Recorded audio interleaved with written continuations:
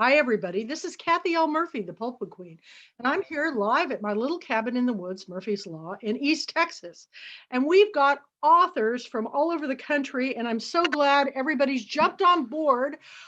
When you have a question at the end, be sure and tell what part of the country you're from. But right now, we've got Susan Wingate, who is going to be introducing a very special guest because I get so many authors ask me all the time about literary agents. How do you get a literary agent?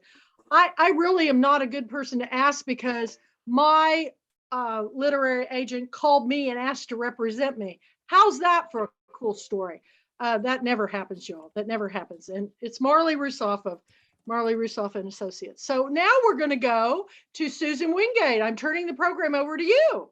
Let me look at it. Thank you, Kathy. I appreciate it. And thank you, everybody.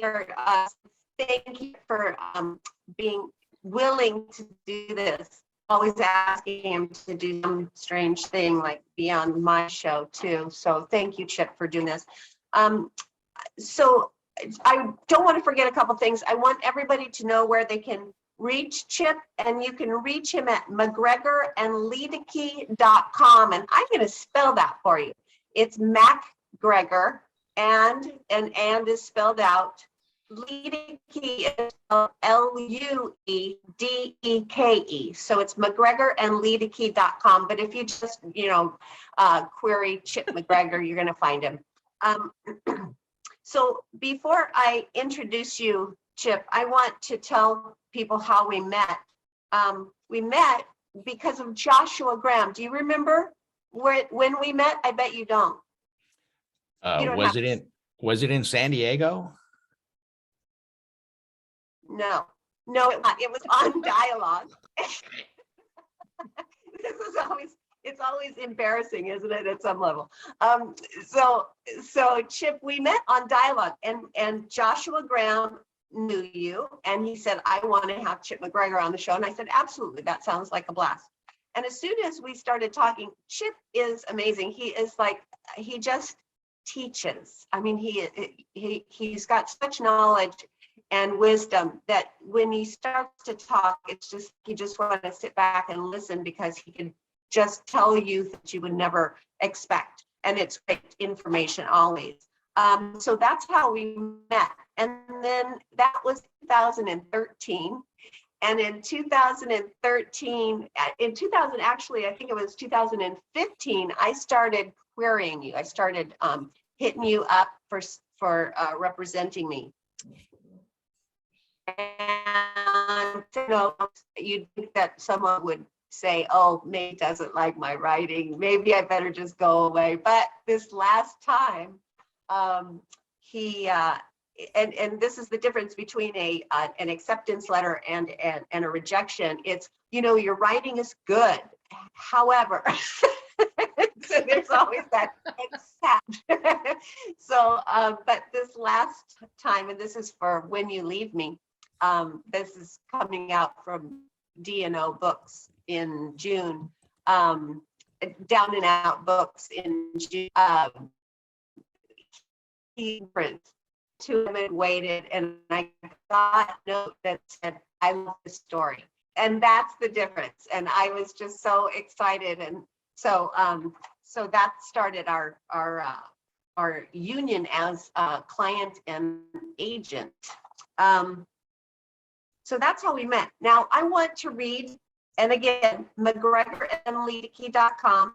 I want to read about Chip, who is the president of MacGregor&Ludeke. He was in first grade. Chip hurried home one day and announced to his mother, when I grow up, I'm going to be a book guy.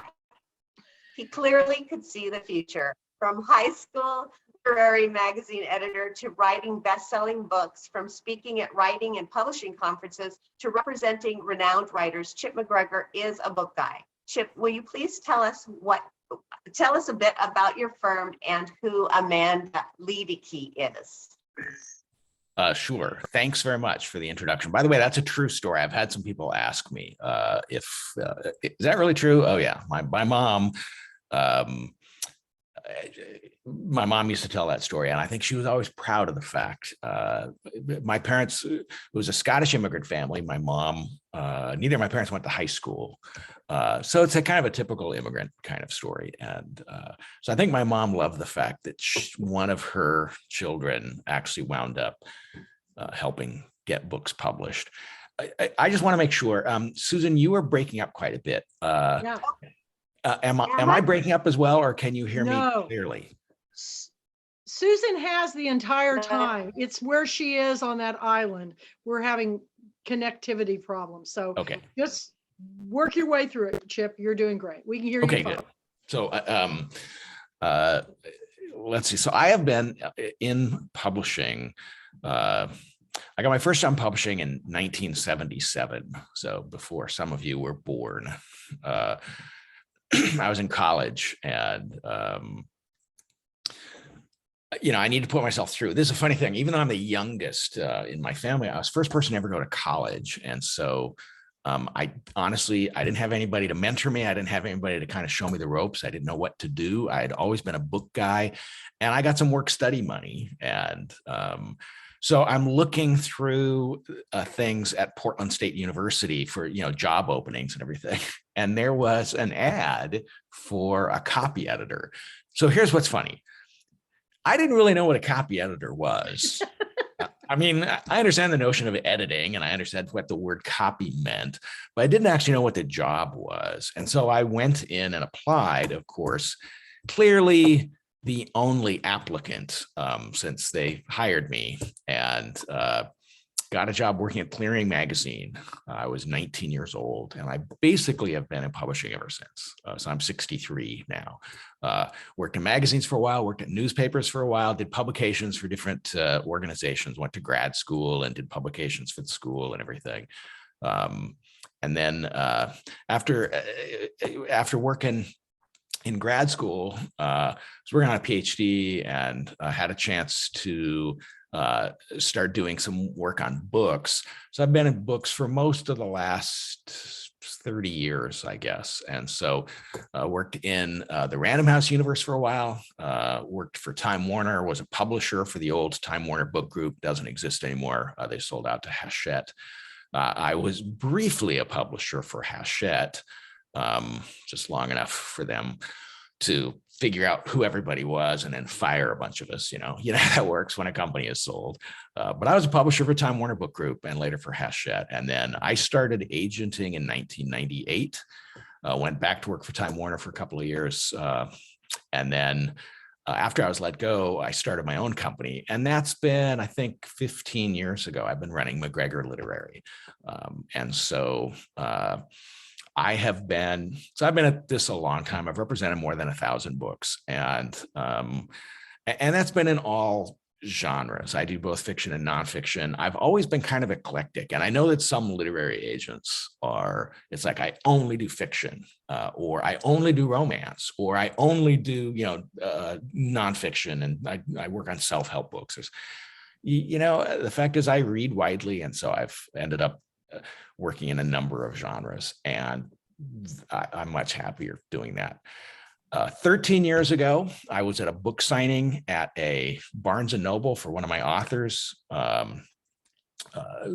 She was Lisa Sampson, who isn't, I don't think, writing much anymore, but was a great literary novelist, and was doing went to her signing at a Barnes and Noble in Indianapolis, and I met this young woman who was working at a college, Amanda Luedeke, Luedeke, and she walked up, started chatting with me, made some comments, really seemed to know it to be insightful about books. Well, it turned out she had actually come to meet me, which I didn't know until several years later. But we started chatting, we met for coffee. She has been working for me now for 13 years, and Amanda's been great. And at one point, we grew the agency. At one point, we had 8 people, and we're working in a number of genres and everything. And then maybe 5 or 6 years ago, I just kind of looked around and I was like, what am I doing? I'm basically an administrator. I've got a bunch of people working for me. I'm administrating, I'm reading royalty reports and I'm reviewing contracts. but I'm not really agenting. This isn't what I really wanted to do. And so we ended up cutting a bunch of people loose, and people went off in a couple of different situations. They went off just to kind of start their own literary agency. But Amanda asked if she could stick with me. And so she has done that. And so a couple of years ago, I said, look, let's just change the name to MacGregor&Ludeke, since we're both doing this full time. And Amanda is in the Indianapolis area. She's from Chicago. I'm out here on the left coast. It always surprises people when it's like, oh, you're not in New York? Nope, not anymore. The fact is, these days with the internet, you can do this from anywhere. People will sometimes say to me, actually, I've been introduced this way at Writers Conference before. Well, it's impossible to be a literary agent if you don't live in New York. Well, I've been doing it for the last 12 years or so, and I seem to be doing okay. So there are benefits to being in New York. And certainly I used to go back, several times a year just for meetings to do face-to-face and everything like that. Since the advent of COVID, nobody's going anywhere. So I live at the beach in Oregon. I live in a small beach town, Manzanita, Oregon. And yes, we had tourists come out yesterday to look at the tsunami, because people who don't live at the beach are apparently sometimes stupid and don't. So fortunately, nobody drowned here in Oregon. But so that's just, again, I've been doing this a long time. So really, my whole life has been in publishing, and I love books. I'm going to let Susan ask me some questions, but there's one thing I want to start with, just so people know that this is sort of my baseline understanding. We have this year, 2022, we expect to produce more books than ever before in the history of the world. There are going to be more readers in the world this year than ever before in history. Some of us who are of an age remember when the US government back in the early 60s had a campaign, Why Johnny Can't Read. And they were really concerned about young kids growing up being unable to read. Oh my gosh, get on a bus or stand at a shopping mall sometime and look around at the young people. I mean, they're reading all the time. I mean, they're sending texts and they're posting things on TikTok or on Instagram or something like that. I mean, all of us, people are reading all the time. That is no longer a concern. The fact is, we'll produce more books. We'll have more readers than ever before. That's why I always like to say at something like this, this is the golden age of publishing.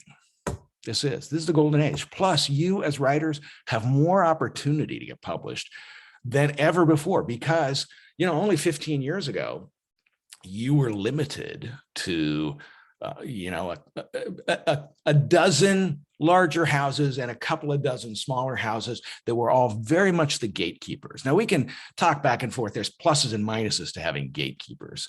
And I realize people see me as one of the gatekeepers because as an agent, I say no to people.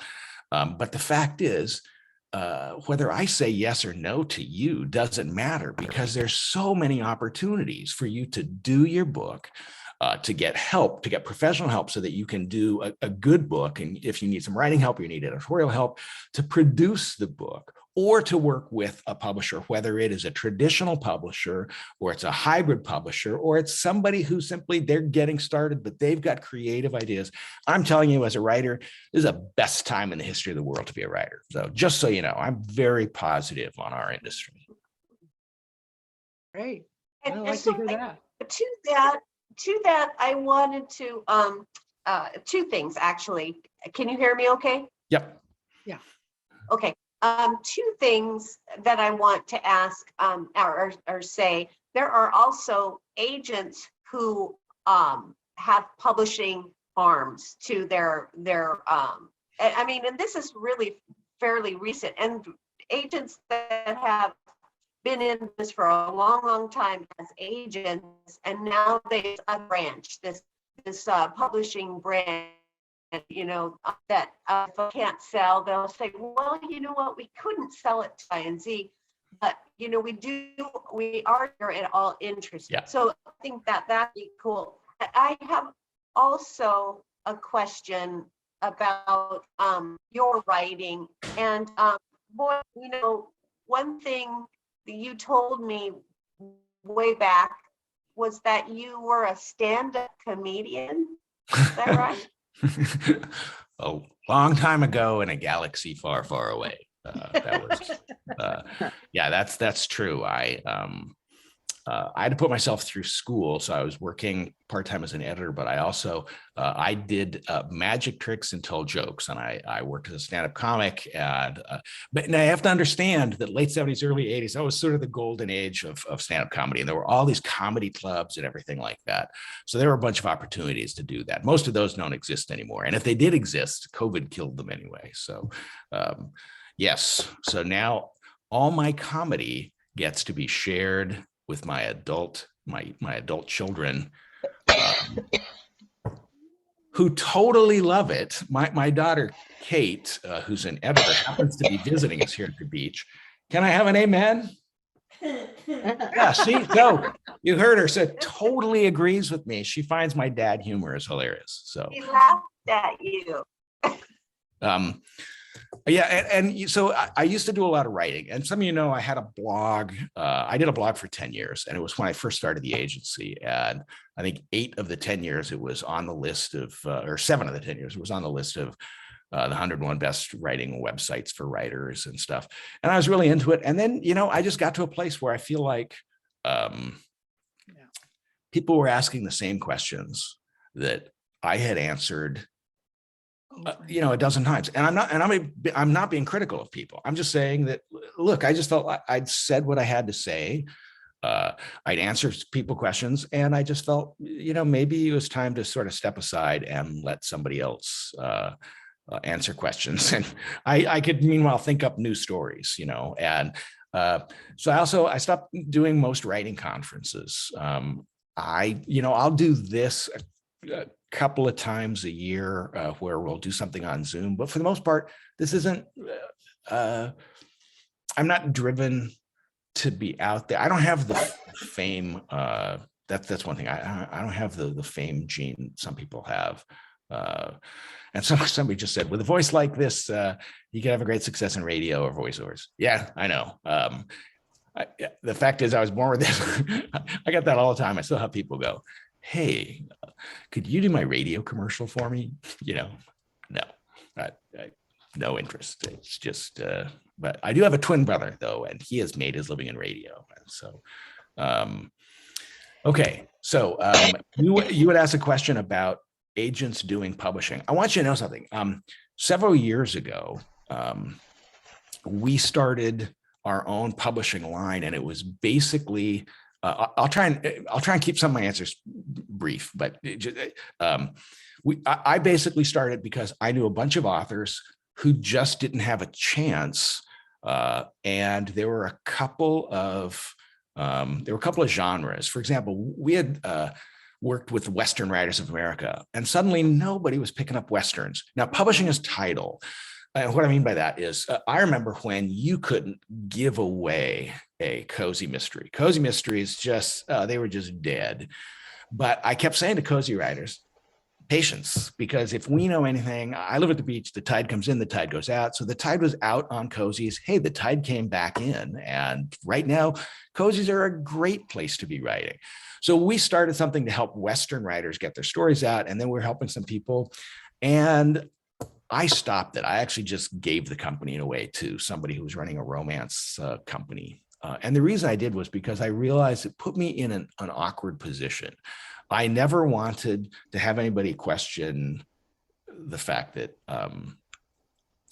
I was, here's what I don't want. Somebody comes to me, somebody goes to an agent who says to them, oh, this is really good, but it needs a little help. Let me sell you some editorial services.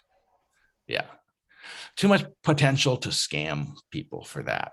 And so I would send people to other editors, but then we'd help them do it.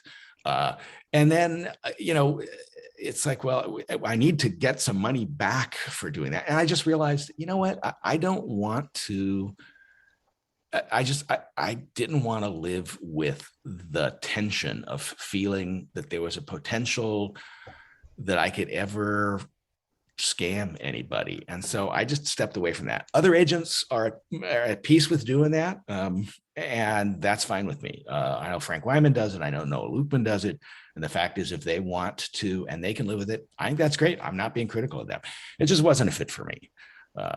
I felt that there's plenty of places I can send them. I will say, if you're looking at self-publishing, somebody just told me that they had talked with a self-publisher who had said, they thought it was going to be about $7,000 or $8,000 to get their book done. And I thought, man, that's expensive. But once they got into it, they also had to buy books and they had to pay for a cover and everything like that. The cost was more like $20,000.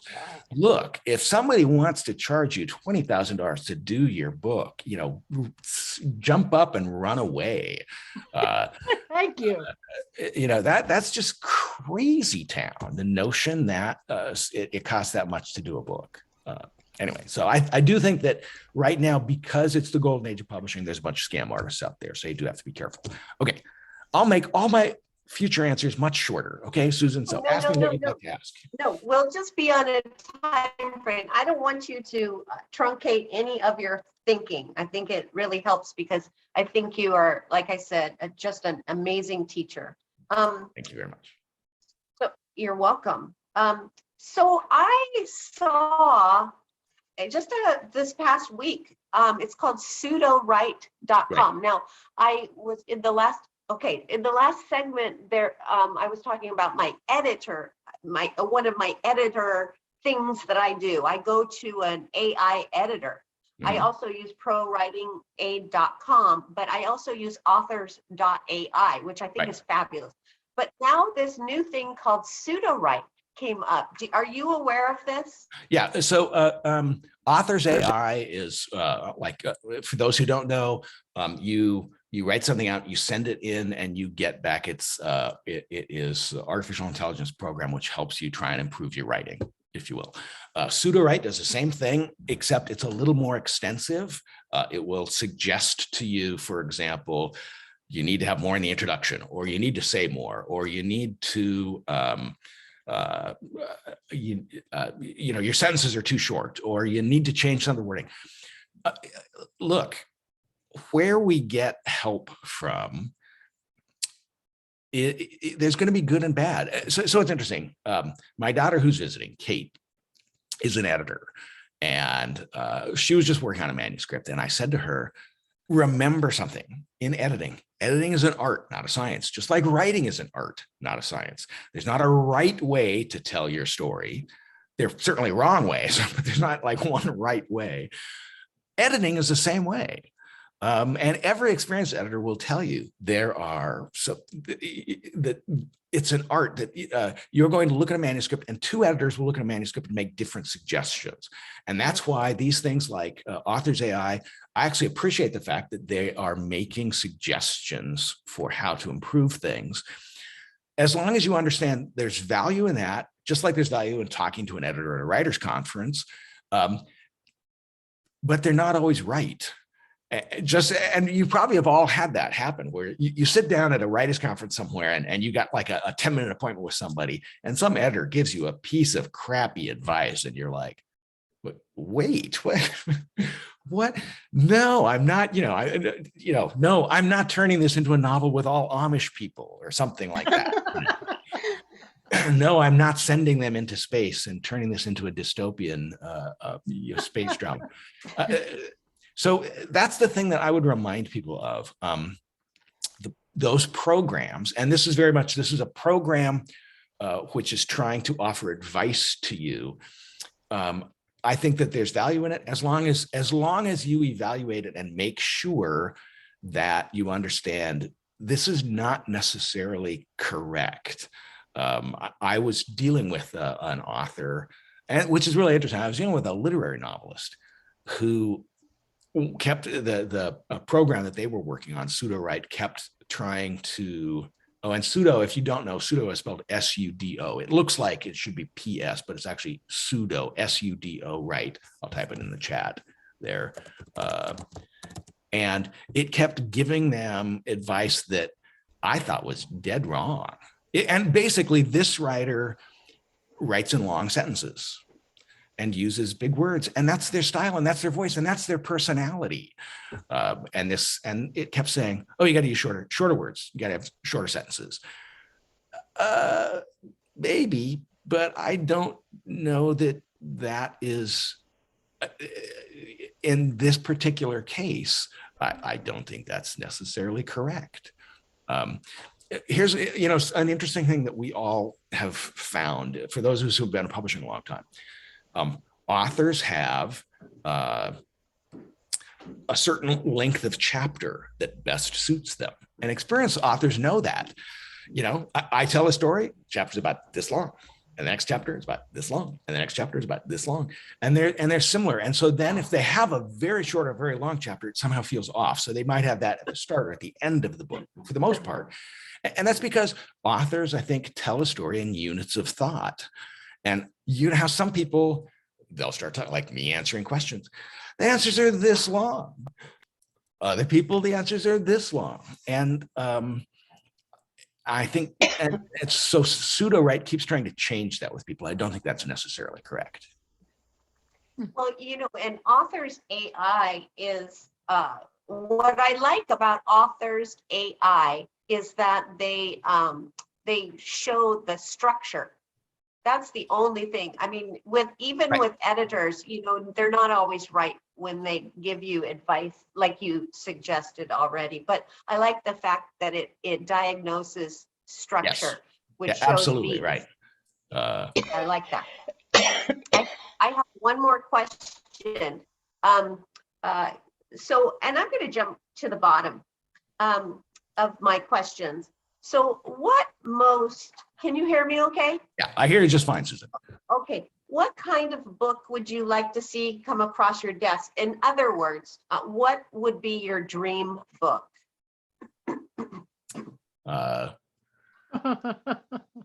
Yeah. My dream book is probably to have Dan Brown call me with his completed manuscript and ask me if I could help if that him doesn't happen. sell. If that doesn't happen. So this is an interesting thing. You should know, there's two things you should know. Number one is that I tend to represent a relatively small group of authors. I think right now it's about 30, which in this industry is fairly rare. I might be at 28, but I mean, but there are lots of agents who are representing a couple of hundred authors, and that's not to say that that's good or that that's bad and I'm good or anything like that. Different strokes for different folks. The fact is, I feel better about working with a smaller group of people because of the way I agent. I tend to be fairly high touch. I like to be to find out what's going on with people, and so. And I try and stay involved with people because the people who I represent, I tend to represent instead of just looking at the manuscript, I tend to find out about their life and what's going on, and we stay in touch. And so I said there were two things. So these are going to relate. The other thing. Well, first, not every agent is like that. I mean, some agents are very much think of your life insurance agent or your car insurance agent. How often do you talk to your car insurance agent? Once a year, maybe, when they say, "Oh, by the way, coverages are the same, everything's good." Yeah, okay, fine. But you have to think of like, what do you need in an agent? So for me, so when I was in my PhD program at the University of Oregon, I had a chance to. I had what's called a GTF, a graduate teaching fellowship, and it was in the career planning and placement office at the University of Oregon, a big school. So here's how it was presented to me. Chip, we have all kinds of people who are graduating, who have programs for what they're going to do in their career. But the University of Oregon at the time was really strong in the arts. So we have an MFA, a Master of Fine Arts in music composition and music performance and voice, in dance, in poetry, in creative writing, in fine arts, in painting or watercolors or oil paints. We have all these master's programs and even some PhD programs in vocal performance and music performance and conducting. And we have absolutely no professional helps for them. You know, what do we offer them in terms of career advice? And so for 2 years, I was tasked with creating things that would help people in the arts figure out, you know, if you're a violin player and you're good enough to get into an MFA program, you can already play the violin, you know. And if you are fantastic, everybody knows, you know, they're going to go play for the London Philharmonic or something. But they're already pretty good. So what does everybody else do? You know, and you play in the Portland Symphony and you play in the Eugene Symphony and you play in the Salem Symphony, and you've got a string quartet that plays at weddings, and you teach snot-nosed kids the Suzuki method. And, you know, trying to figure out how do you cobble together a living as an artist. And so I've always been fascinating with artists and their careers. And so I tend to have always looked at, what does a writer want to do? What do they want to accomplish? What's success for them? And consequently, I can't represent everybody. So I am not also, there's certain things I don't do. Like I don't do any sci-fi or fantasy. I don't read it. I'm not that interested in it. Every time I pick up, you know, a manuscript and the first page on it, you know, Princess Quantum from the planet Zorgon. And I'm always like, yep, probably not for me. So that's why. So finding somebody. Also, different agents have different strengths. You know, some agents used to be editors, and so they're very good at editing, or they're frustrated writers. And they're really good at writing. And then some agents don't know the first thing about writing, but they're really good at contracts. So what do you need? Part of it is, you know, what do you need an agent to do for you? I would argue that if you're dealing with a major house of any kind, they've got a team of lawyers and accountants on their side. So, you know, who's on your side? Now, that said, that other thing that I said, two things I was going to say, one is a personality fit and everything. The other thing I was going to say, I am not an evangelist for agents. I don't think every writer needs an agent. I don't. I think some people basically want to set up their writing as their own small business and want to run it as a small business. And that's fine. Do that. And if you have a question about how to do that, feel free to ask me. I'm happy to answer questions. I get questions from people all the time about this, but I've been doing, you know, I first started aging in 98. So I've been doing this a while. Of course, I was just a child in 98. So just so you know, 5. So one more thing I want to say is that Chip, when he's just said, ask him, he's happy to answer your questions. This was, what had happened too. Of course, I had gotten contracts in between us being author agent, and he would always help me with the contracts. Even if it wasn't representing my book, he would still help me, give me pointers, things like that. So I think we're running out of time. I just want to say thank you for being here. I know how busy you are. I think Kathy wants to turn it over to.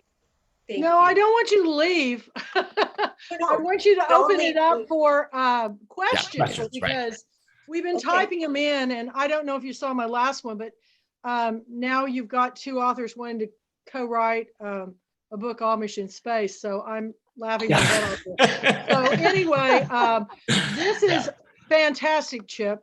And this is exactly what Mandy Haynes told me was going to happen with you. You brought levity and a sense of humor to our serious business of trying to get our books out there. So thanks, Gabby. Who has a... I've never met him. I just follow him on Facebook and he cracks me up. Well, she told me, So you got to get this guy. And there's nothing I love more than a sense of humor in dealing with... Really? No one would know that from following you. Yeah, well, you're so subdued. Have no idea when it's live what it's like. So there are a couple of quick questions in the chat. Can I just answer those quickly? Yes, you can. TK asked, is it still true if your book is self-published, you have no chance at finding another publisher unless you have sold 10,000 or more copies? Here's what I'd say to that.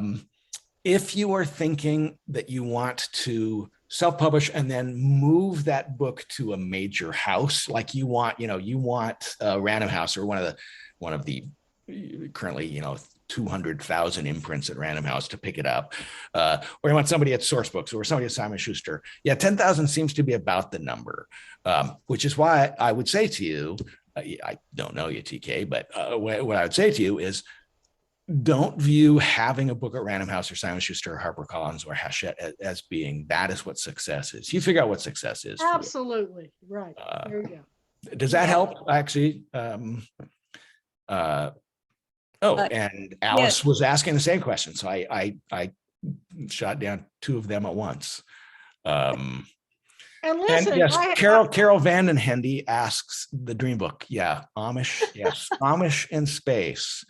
On Yes. Zorgon. You said Yes, Yoder, Spacewalker Yoder. I am you adoring this laugh, but conversation. it'd probably be a bestseller. Yeah. Mandy said something which I think is really important here. I love the pro writing aid, but some of my characters speak very silently. Yeah, by the way, dialects are really, any of the AI programs will really stumble over any sort of dialect. Last name, like MacGregor, family from Scotland and everything like that. You can imagine what I get pitched to me.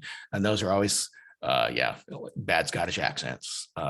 And they can never get them. However, I think bad Scottish people falling in love with Amish people in space. All kinds of potential there. And Margaret McDonald falls for Simon Yoder. Exactly. What did you say, Mandy? And they're married by a very Southern speaking Pentecostal preacher. Lord. Mandy, Crazy. reach over and touch the screen and be healed. Okay. Right. Okay, Carol, and then Carol somebody else. has a question. Carol has a question. Carol. Hey there, Susan and Chip. Oh my gosh, I'm sure I speak for everyone that we just adore this conversation. It is so fun, so authentic, so conversational. And I really love, Chip, how you talked about starting with what is success for you. I'm a strategist at Mars Incorporated by day when I'm not an author by night. And so the starting with why really sings to my heart for sure. That's an interesting thing because like my son plays the guitar. Now my son works for a law firm, right? He does intellectual property. He does copyrights and trademarks for a big law firm in Seattle. And he plays guitar, but he's not one of those guys who is, 36 years old, but really hoping that his band finally breaks out and has an indie hit kind of thing. Yeah, he plays guitar because that's the artistic side of him and he enjoys it. And that's one of the things is, if you're writing, because you've determined that, you're going to, be the next Hemingway or something like that. That's different than, look, I've got this story. I've got these characters in my head and I hear the voices and I want to tell the story and I need to get that out. And I understand the frustration of indie publishing a book and it sells 9 copies. I get that, but sometimes, I sometimes write things and you know who it's for? It's for me. And then sometimes I write things and I'll write a note to my wife and it's just for Holly. Or I'll put something on Facebook and it's for the people who are on Facebook. It's not everybody's going to get it. And certainly not everybody's going to agree with me, as you'll find on my Facebook page. So anyway, sorry, Sounds go like ahead. You have creative kids. Carol. Just 2 quick questions. One, you had mentioned your time at Time Warner Books that now became Hachette. And actually my first agent, I speak at writers' conferences. I was speaking at Writer's Digest and I met my first agent there, Larry Kirschbaum. So I was wondering if perhaps you might know him. Larry hired me. Yeah. I'm still in touch with him. And he just retired. And so did he continue to be your agent for a long time? So when he retired, then he stopped. And actually I've been looking for an agent. So which leads to my second question, which is on your website, it says that you're closed to unsolicited. Okay. So let me explain, Carol. So the reason it says that is because we were getting, again, I've been doing this since 98. So we were getting so many proposals coming in. And like one of the things it says on my website is, look, I don't do poetry. So don't send me any poetry, but I would still get people And my favorite is, I know it says you don't do poetry, and I'm always like, don't let the next word be but, I know you don't do poetry, but I've got an epic poem. Oh, fabulous. Because if you don't do poetry, what you want is a really long one, and so I put that on there, and the wording has changed over time, Carol. The wording at first was like, we're only doing in these genres, or we're only looking at, manuscripts that are complete. And then it changed to, we're really limiting ourselves to people who we've met at a conference. And then it was like, we really don't like you people. Would you just stay the hell away, kind of thing? I mean, the wording kept changing over time. So right now it just says we're closed, just so I'm not swamped with proposals. But I always say, if I meet somebody, and it used to be if I'm at a conference and I meet you, or if you're a friend of a writer, or if we're in conversation, like Susan and I, for example. So on something like this, where we have a conversation here at a conference, even though it's a Zoom conference, then you are welcome to email me, Carol. I appreciate, I'm sure multiple authors on here probably appreciate that answer. You're Thanks so gonna much get for hit. your Get amazing ready, conversation. get hit. Janet asked a great question in the chat. She said, Janet Oakley said, I wonder if an indie author can get help from an agent for foreign rights. Yes, you can. As a matter of fact, there's a couple of things to know on that, Janet. One would be, if you are indie publishing and there are certain rights that you have available. So for example, I have helped people basically, two areas where I basically help people were on film rights, and we've done some, we've done a lot of film and TV and documentary stuff. Like right now we're working with NBC on a new series. Actually, the people who used to do Bones, we're doing a new series with them, and it's really excited about it, which of course I've signed an NDA, so I can't tell you about it, but it's really exciting, and it's kind of similar to Bones. No surprise there. And then we've done films. If you ever saw Foxcatcher, Foxcatcher was a film that was actually a finalist for Movie of the Year on the Oscars, maybe 6 or 7 years ago. We did that book. And so so sometimes we'll take stories and sell the dramatic rights to, except for the fact that usually I don't do screenplays. Screenplays are their own world, and you need your own set of relationships for selling screenplays. What I tend to do is to sell dramatic rights. And then in the past, I've done a lot of foreign rights. You should know that is really changing. COVID basically killed that. And in a sense, here's what happened. So I used to sell a lot of things into the UK, France, Italy, Germany, sometimes into Holland and some of those other little countries that speak funny languages. And during COVID, because there was just kind of a shutdown in terms of the connections between countries and everything. And now you've got a bunch of countries saying, yeah, we're really not that interested in bringing American authors over anymore. We're just going to focus on our own national authors. And so, and I've actually had, like, for example, I had a publisher in France tell me, we've just decided we're just going to do, French speaking authors. So if really, this is a company we've done a dozen books with, So what you want to do is you want to go to Publishers Marketplace, find out who is selling into the areas that you think your book would translate well into, and query them. Because what we're finding now is that there are certain agencies that are really just set up to do foreign rights. And people like me who have done the occasional foreign rights sale and everything like that, we're finding far less since COVID, just because there's far less openness to it. Does that help? Yeah, it's really, really interesting, because I've always picked international authors. So I'm always looking for international books, and I get very few. I have to get out and ask for them, because for some reason they think the Pulpwood Queens and Timber Guys is Southern, where we're around the globe. And, so, and I was a Time Warner book when my book was to be published by Warner Books, and then Hachette bought them out, and I lost my agent, Amy Einhorn, and everything changed. I had a new little girl who came on board. She was sweet as a peach, but she hadn't even read my book. Yeah. So, that does happen. I understand Yeah. all of these people. So we're looking for books, probably like you're picking, Chip, because I'm looking for outside the box thinking, stories that haven't been told before from anywhere in the world. So, and I'm trying to help these authors by creating this international platform. It's all about promoting them. It's not about, I've been on TV. It doesn't Yeah. do anything. It doesn't sell even books. I've been on radio. I've been in newspapers, magazines. You know, I sold my option to DreamWorks. You know, it's all up in the air. So, you know, I think you have to do, like you said, what do you see as success for you? And then you write your story. You know, that's it. That's it. Everything we you have said is just so true. Yeah. Do we have time for one more question, Kathy? Sure. Go ahead. Go ahead. I've got time. Hello, Kim. Hi there. So I have a question for you. Last summer, I saw Lauren Marino, and she works in the publishing world, and she wrote a book called Bookish Broads.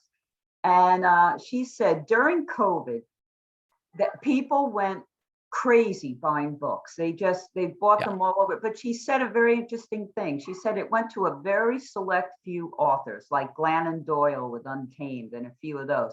What's your opinion on that? Okay. My opinion on that is publishing has always been an economy of scale. There are some authors at the top who sell, millions of books, and we see about them and we hear about them. Then there's always that literary group that the literary crowd loves. I just read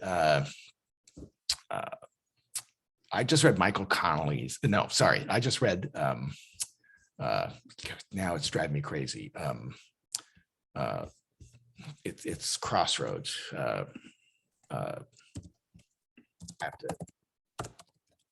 Jonathan Franzen. I just read Jonathan Franzen's new book, Crossroads. Franzen wrote, and he won, I think, a National Book Award for his earlier books, The Corrections. I read Crossroads. I know the literary crowd is in love with Jonathan Franzen. Yeah. I didn't get it at the at the Corrections. I don't get it with Crossroads. But there's and again, there's always people like that. And then but people will talk about, a million sellers. And I've had so many people, this is going to sell 1 million copies. And I'm always like, yeah. How many books sold 1 million copies last year? 11. Yeah. 2 of them were from our good friend, Dr. Seuss, who's been dead for 50 years. So, it's one of those. That's one of those reasons why it's like you have to look at it as an economy of scale. There's always people who are starting out and selling maybe a limited number of copies. There's a huge middle class. If anything, self-publishing, one of the things that self-publishing has done has expand the middle class of people who can make some money or even make a living at writing. But what's funny is 20 years into it now, what's happened is that the indie publishing world has simply mirrored the traditional publishing world. There's a few people on the top who are selling, huge numbers of copies. And then there's, some in the middle, and then there's always a huge number of people who are starting out. But that's an economy of scale, which has been, sorry, you hear my cat yelling at me. And that's something which publishing has been like, I think, forever, and is still that way. When I was at Time Warner, I still remember having the discussion where we do a span of books. So let's say there were about 15 books in a span, which we were going to release in a season. We were expecting to lose money on 8 of those books. And then we were expecting, about 4 of them would break even and sell some copies. 2 would do pretty well for us. And then 1, because Time Warner was Time Warner, and we had huge authors, one would sell so many copies, it would bring the whole list with it. And, which is how we stay in business, and, so that's one of those where it's like, do I think that that's fair? I don't know, but I know that that's just how it is. And I think the music industry is kind of the same way. The art industry is the same way. There's a few people who are really famous and they make a fortune. And then there's other people who are doing okay and selling some paintings. And then there's people like me who just, they splash something onto a canvas and it's okay, but nobody's ever really going to buy it. Hey, if you're interested, here comes the commercial, so get ready. So I have a book called, it's called How Can I Find Literary Agents and 101 Other Questions by Writers, available both in print and digital on Amazon. And I have a second book, which I wrote with my wife. You'll see it's Chip MacGregor and Holly Lawrence, Step-by-Step Pitches and Proposals, a workbook for writers. I'll tell you, you buy this book to get some basic information. The reason you buy Step-by-Step Pitches and Proposals is because it shows you how to create a proposal, how to create a book proposal, or how to pitch somebody. But it's not just Step-by-Step it's not theoretical stuff. All the examples that I use in here, like examples of novel proposals or example of nonfiction proposals, I got the permission from the authors. These are actually books that I sold. So this is the actual proposal. So you can see here is an actual proposal that I sold to a publisher to get a deal. And there's a bunch of samples of them in there. So it talks about how to do it. And anyway, so there you go. $10, and of which, I make like $3 a book. Yeah. So if all of you were to buy like 15,000 copies per person, oh my God, I'd be a millionaire. So please get right on that. Is the cat included? The cat. No, my wife. The Amish cat from space. Ooh, it's a brilliant idea. No. Someone write that down. Amish cat from space. That's a cat book sell. Yeah.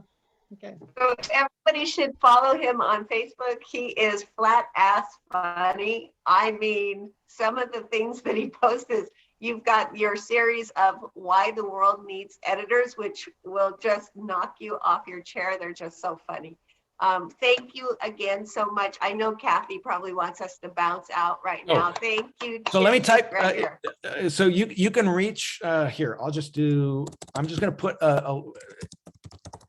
Email address, and also go to MacGregor and Luedeke, Luedeke. Yeah, I just put it in the chat. If you want to reach out to me, you can do it through MacGregor&Ludeke.com. And anyway, it's really nice to meet you all. Thanks for coming on and listening to me blather away. You guys have been really nice. So, Kathy, nice to see your face. Enjoy that deer costume. Yeah, And I have 3 of them. Thank you so much, Chip. It was who a doesn't? pleasure. Thank you, Susan, for bringing him on Thank you. board. You're absolutely right. He's a hoot. I love your sense of humor, because at this age, I'm 65. You got to keep it. But I keep going because of all these people. So this is our 22nd year, and doing it virtual. Hopefully we'll be live. We'd love to have you back. We'd love to have you good. back. Kathy, thank you very much. Susan, great to see your face. So Nice to thank meet you all. All right. Bye-bye. Bye. Bye-bye. Thank Bye. you. Thanks.